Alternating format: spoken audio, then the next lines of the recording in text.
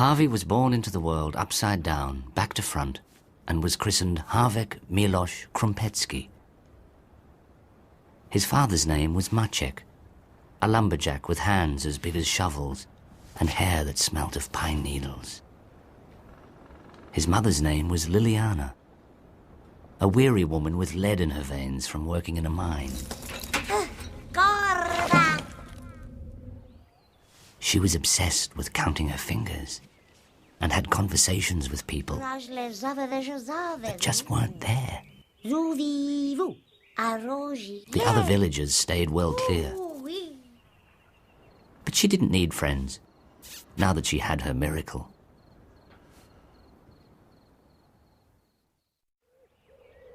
Harvie grew strong and healthy. He had his father's ears and his mother's open heart. But soon, his parents began to notice peculiarities. He began to have odd twitches and liked to touch things with his index finger, for no reason at all. When he met someone, he had to touch them on the nose. The doctor said he had Tourette syndrome, a brain disorder that meant he couldn't control his impulses. It was like trying to control a sneeze. There was no cure or explanation. At school, Harvie was called a thick. His friend was Bogusz. Bogusz stuttered and had problems with his mucus. The other kids threw stones, and together they were tricked, teased, and tortured. Until Liliana pulled Harvie from school and decided to educate him herself. Although she was illiterate, she knew about facts and filled his brain with all sorts of stuff. An ostrich's eye is bigger than its brain. Butterflies smell with their feet. And elephants can't jump, no matter how hard they try. Every day he wrote more and more facts in a notebook he carried everywhere.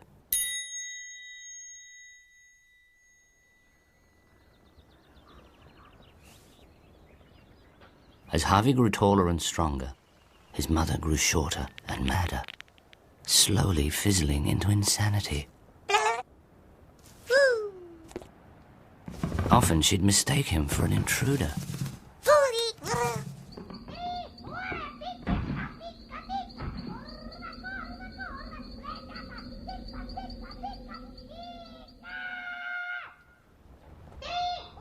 Harvie followed in his father's footsteps. He liked working with him, but at times felt he needed to be alone with his problems. He'd ponder the world beyond, wishing for things to change. And suddenly they did. He returned to find his home burnt to the ground. His mother had left the stove burning in the night, and Harvie found his parents nearby, frozen and nude.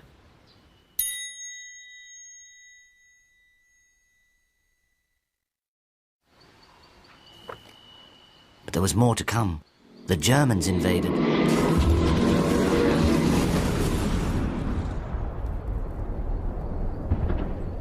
Harvie escaped and found himself on a ship bound for a place called Australia. His world was turned upside down and back to front. Again. Harvie ended up in a small suburb called Spotswood. He rented a small house with 11 other migrants and tried to assimilate as best he could, changing his name from Harvie Krumpet to Harvie Krumpet. He got a job, and many years went by as he saved his money and tried not to indulge. Life didn't change much, but his body did. His hair fell out and regrew on his shoulders.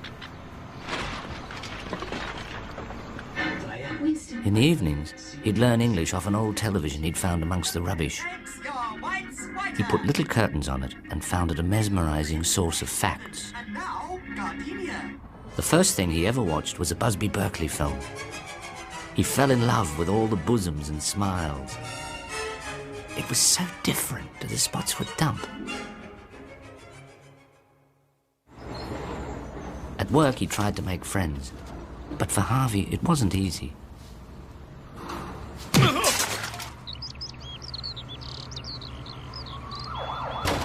Harvie's skull had split in half. The doctors inserted a steel plate between his scalp and skull and laced it up with 19 stitches. He was left with a scar that looked like he'd had a lobotomy. Harvie wished he had more hair. He left the dump and tried new jobs.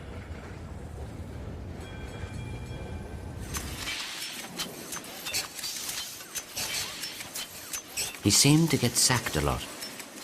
He didn't know why. But he was always discovering more facts. Rubber bands last longer if refrigerated. The Bible was written by the same people who thought the earth was flat.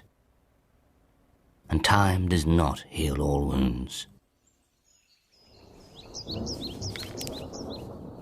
One time, Harvie got a job collecting golf balls. This is where he got struck by lightning.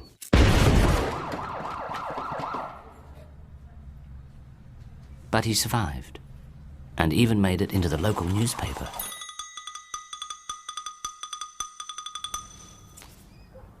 Harvie began to wonder how he'd survived so much bad luck.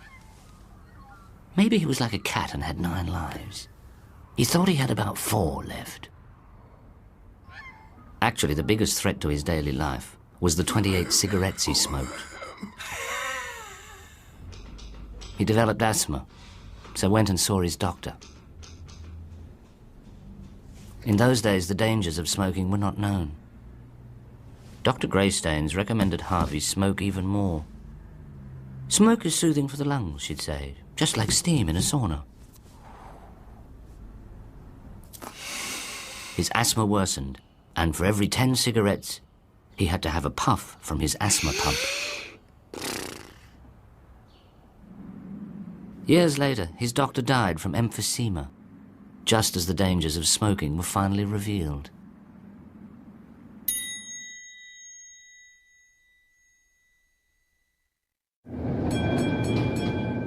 Harvie kept collecting facts and one morning discovered one about himself.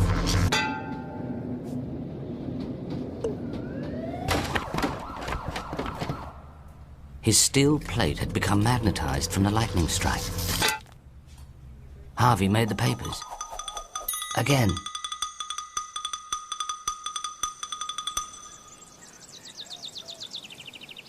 Harvie's optimism began to crumble. He thought about fate's horrible dealings, how he felt powerless, a victim to the world. He wondered if he should just throw it all in. Seize the day, Harvie, seize the day. Carpe diem. These simple, profound words struck a chord. Harvie decided to turn his world upside down and back to front. Again.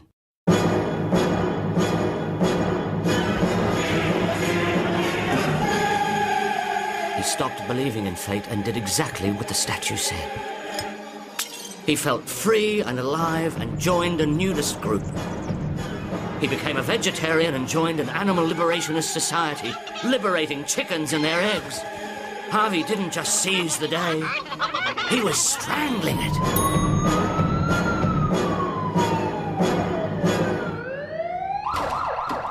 Despite his enlightenment, physical problems still plagued him. One of his testicles developed cancer and had to be removed. But this was when he met Nurse Valerie Burstle. She had everything he didn't, and was everything he wasn't. Yet instantly, their pheromones fizzled together like ice cream and lemonade. They decided to get married and had the ceremony in Cancer Ward 9. Harvie wanted a nude wedding, but Valerie and the hospital forbade it.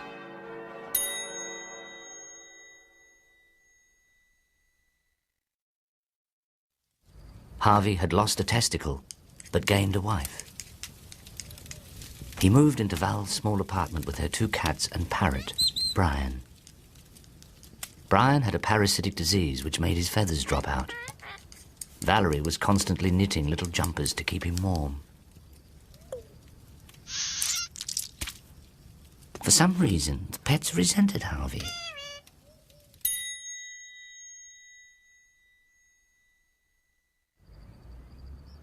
Harvie and Val went to bed early every night and tried to get pregnant.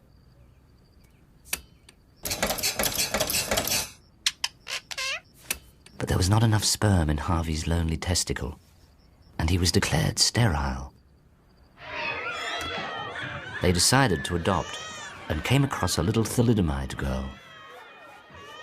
They related to her immediately, took her home, and named her Ruby after Val's mother.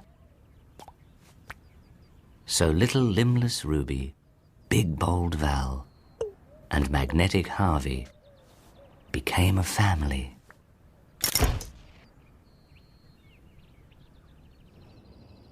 Harvie gave up working and dedicated his time to teaching Ruby what he knew about the world. He taught her that animals had rights too, and to always respect the environment, as well as herself. He told her about the beauty of being nude and to be never ashamed of your body. Everybody was unique. Some people had less bits, some had more bits. For every new fact she remembered, he would stick a gold star to her wall. She adored her father. He was full of tricks and was like having her own private clown.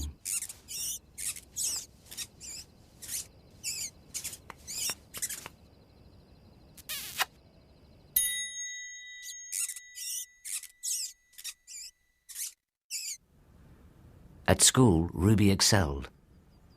She went into university and came out a lawyer, then moved to America and started her own practice, championing the rights of the disabled. Harvie and Val were extremely proud.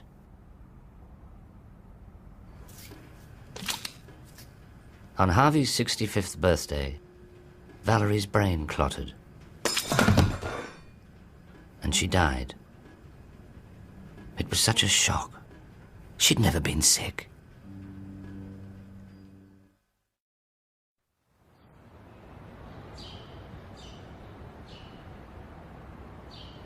Harvie was all alone again. He had his daughter, but she was so far away. He became a hermit and stopped washing. His mind wandered slowly into senility.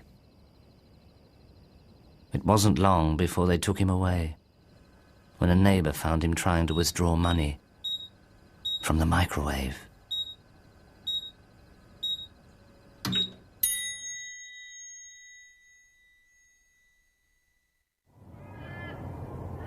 So began the last phase of Harvie's life at Pleasant Paddocks.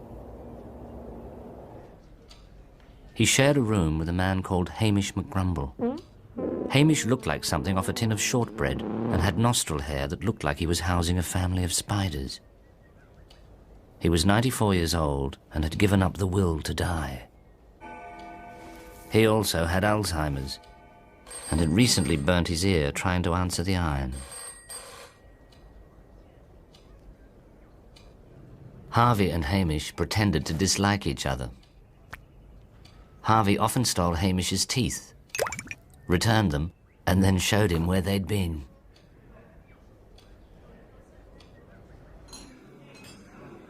But Hamish always had his revenge. Sometimes they'd sneak alcohol into the home and put on drunken shows with knitted finger puppets the ladies were making for charity.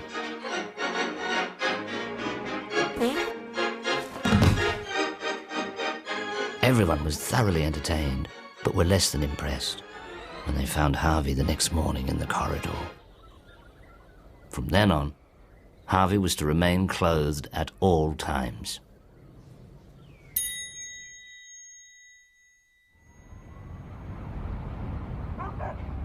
Often Harvie escaped at night and took Hamish on animal liberation jaunts. They'd spray slogans on shop windows, and on their way home paint over teenagers' graffiti with their own sayings. Escaping Alzheimer's patients were a particular problem at Pleasant Paddocks.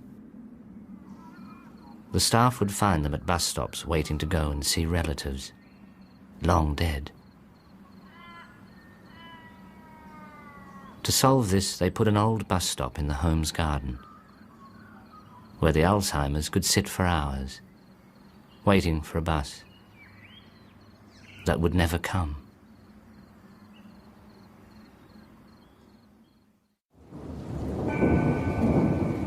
Time drizzled on while everyone sat around and waited to die. Harvie's Alzheimer's began to worsen as he slipped in and out of dream worlds, especially when the local church group visited. God is better than football. God is better than beer. God is better than cricket, 'cause God's there all the year. He isn't shut on Sundays. He isn't stopped by rain. He's better than a captain coach. You can talk to him again and again and again and again and again. God is better than football. God is better than beer. God is better than cricket, 'cause God's there all the year. After these magical episodes, Harvie would get extremely depressed and was put on an amazing new drug. But the only thing that really cheered him up were letters from Ruby across the world. He wished she'd visit more. Harvie's mind grew darker, and the fire in his belly began to fizzle. One night, he decided to end things.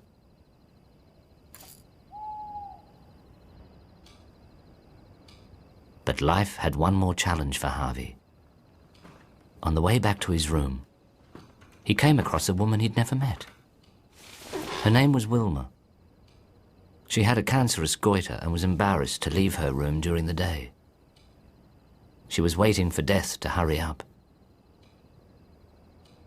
They sat and spoke long into the night.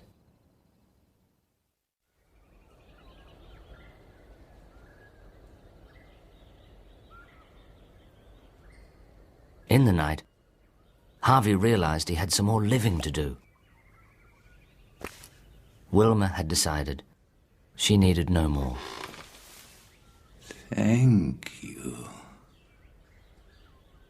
Harvie was going to enjoy what time he had left. He took off his clothes and went and sat in the morning sun. It shone on his face, and he smiled for the first time in a long while as he waited for the invisible bus. He knew it would never come, but he didn't mind.